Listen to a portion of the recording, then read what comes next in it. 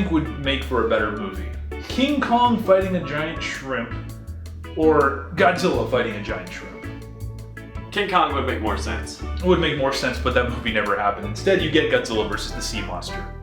Yacht-stealing teens find themselves trapped on an island with eye-patched terrorists, Godzilla, and Bubba Gump's biggest shrimp ever. I'd give it a grade of D. Below average. There's nothing that's really like, man, remember that one scene in Sea Monster? But by this time, the budget on these movies were being cut. The South Seas and like Hawaii were really popular around this time, and Toho wanted to revamp Godzilla and shoot for this teenage audience. They switched out the special effects guy. Tsuburaya was apparently too big, and by too big I mean too popular, had way too much political weight. The changes and everything that's going on in the background, more interesting than the movie itself. In an interview in 1995, Fukuda recalled his experiences working on Godzilla vs. the Sea Monster this way. All I can remember is that making Godzilla vs. the Sea Monster was like pouring 2 cups of water into one. I had to cut one sequence after the other. My memories are not very clear because I was working on a script for a television drama while we were shooting the film. As we completed it, I confined myself so I could finish the script. Toho sent me a copy of the VHS tape edition of Godzilla vs. the Sea Monster when it was released. It was like opening up an old wound. I didn't watch the tape. Didn't watch his own movie. I would like to know, what was if he would have had his way 100%, what would that movie be? There weren't times when I was watching it where I felt, oh, well, that was probably cut, or this would have been better if he would have done this. I think it was just a combination of you're bringing in the spy movie, you're bringing in a reworked King Kong movie and slapping Godzilla on it that just made it subpar.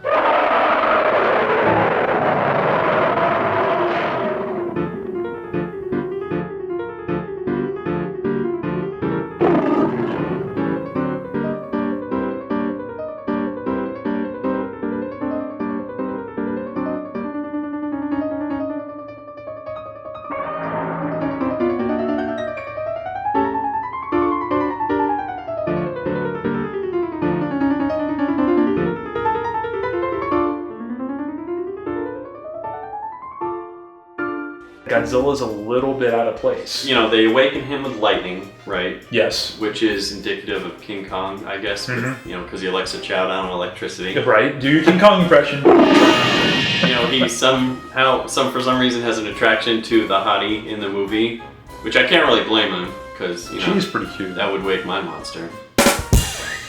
Really? You do? Stuff like that. The fact that he's fighting basically a giant animal. Well, I mean, that's all he fights in here, He fights fights a giant condor and he fights a giant shrimp. That's why I also think that Ebirah would have been a really decent foil for King Kong. Because if Kong is battling this guy in the water, I mean, he's completely out of his element. Yeah. Godzilla can fight in the water, but with that said, I think the battle scenes are probably some of the best things in this movie. Once again, Godzilla and his infatuation with rocks. There's at least a minute and a half of them tossing a rock back and forth. I'm getting tired of it.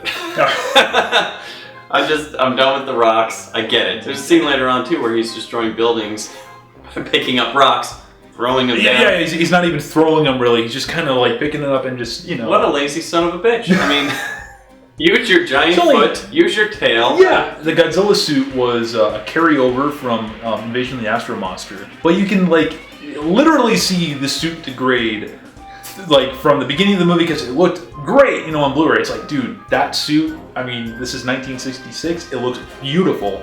But then by the end of it, you're like, oh my god, that looks horrible. And you can see the scorch marks from pyrotechnics and whatever else. His eyes look like he was a stroke victim. I'm gonna stomp these buildings. Burr, burr, burr, burr. Thanks. Okay. Yeah, I'd actually prefer that silvery-eyed motherfucker from Mothra to the deteriorating stroke victim that we saw. I like the suit. I do like the Astro Monster suit. But again, the deterioration of this, I mean, it happens. I can only imagine that they couldn't replace it because of the budget. Apparently also, at least according to some of the texts, they used that very same suit for the underwater tank sequences, and that thing would just get so much water into it. And I mean, come on, it's 1966 and, maybe not the most advanced technology when you're making this stuff. So that's going to ruin Sure. your stuff too. So I mean, this thing's just being patched together as filming's going on. Ebirah, I'm going to say I do like Ebirah. I think the monster, I think the suit is really interesting. I think it's really well done. Really ominous at some points too. You know, Yeah, the way again, it's the filmed. giant claw Yeah. showing up in the very beginning. Yeah. That's pretty creepy. It creeped me out as a kid. Why Mothra shows up in this, like, it seems like an afterthought. No, I think they needed an excuse to get these people off of an island, and they thought, you know, what'd be cool is if we had another monster like Mothra. One of the things that they also changed with this movie was the composer. You know, before you had Akira Ifukube, but there was a guy that they had placed with Godzilla Raids Again, and the guy's name, of course, escapes me now. It's probably going to appear right here, and that's what it is. This guy did the score for Raids Again, this movie, Son of Godzilla, Mechagodzilla, and I think a couple other ones.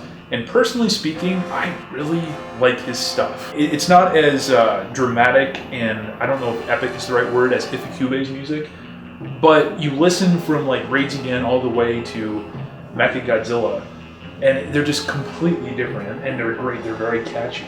And the score in Sea Monster is very reminiscent of the tone, the environment of which it's shot, you know, the South Sea setting. The theme of Ebirah I thought was decent, you know, the da da da da da. With that said, there's this really bizarre sequence, and that's when the Red Bamboo terrorist organization sends their planes to fight Godzilla, and there's like this really weird, like, you know, beach go-go surfer music, and Godzilla's like dancing, you know, as the planes are coming, and it's just so weird. And then it ends like maybe, you know, with 25% more of the battle taking place, and the rest of the battle is just like silent.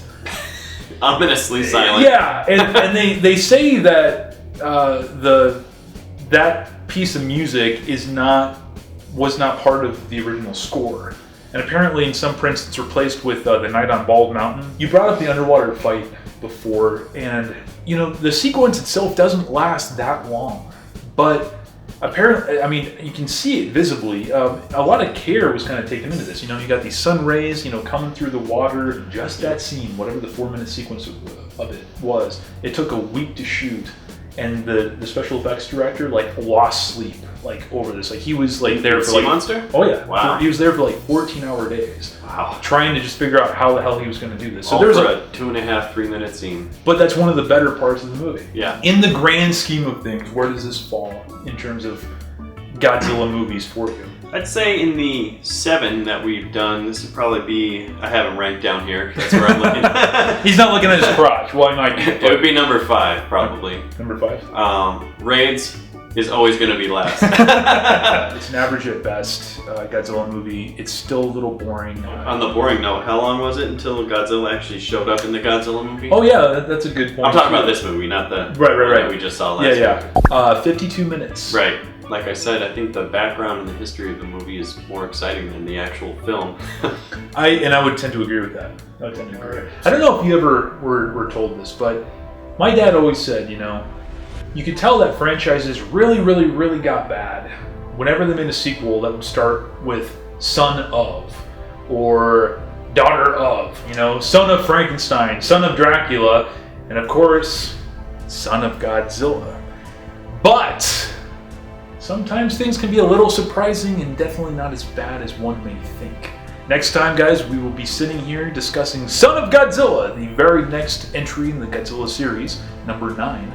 And with that said, for Godzilla's sake, keep watching more tokusatsu for the good of mankind and yourselves. This is Matt. Ryan. Here to say collect responsibly, keep watching Godzilla movies, and eat some shrimp. We'll see you later.